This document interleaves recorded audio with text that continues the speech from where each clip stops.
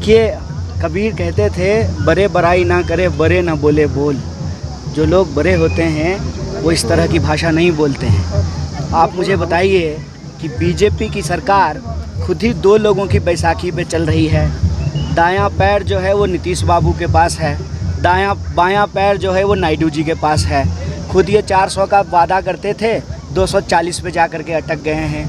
तो कहते हैं ना कि जब लोगों की हालत कमज़ोर हो तो उनको दूसरे के ऊपर मजाक नहीं उड़ाना चाहिए। और बीजेपी का काम ही है सिर्फ बड़ी बड़ी बातें करना।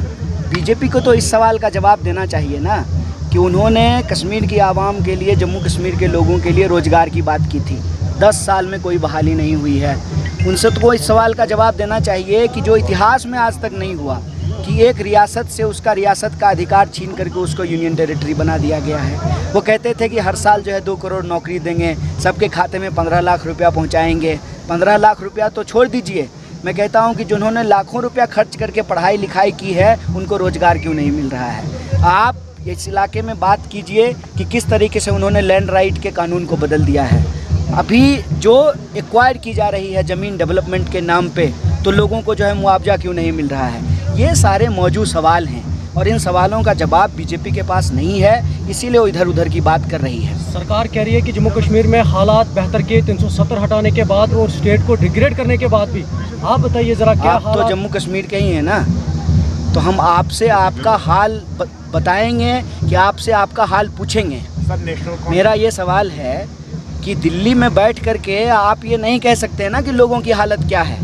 यहाँ आकर के लोगों से पूछिए, मैं यहीं पूछ लेता हूँ, आपको नौकरियाँ मिल रही हैं? नहीं। तो कौन से हालात अच्छे हो गए? सीधा सा सवाल है ना, क्या महंगाई कम हो गई, बेरोजगारी कम हो गई, क्या नए स्कूल बने, नए अस्पताल बने? ये देखिए, इधर गांव के जो लोग रहने वाले हैं और इधर जो रहने वाले लोग हैं, जब इसमें दरिया का पानी आएगा तो ये कैसे इधर से उधर जाएंगे? क्या पुल बन रहा है, पुलिया बन रहा है, टनल बन रहे हैं? देखिए, ये लोगों के असली सवाल हैं।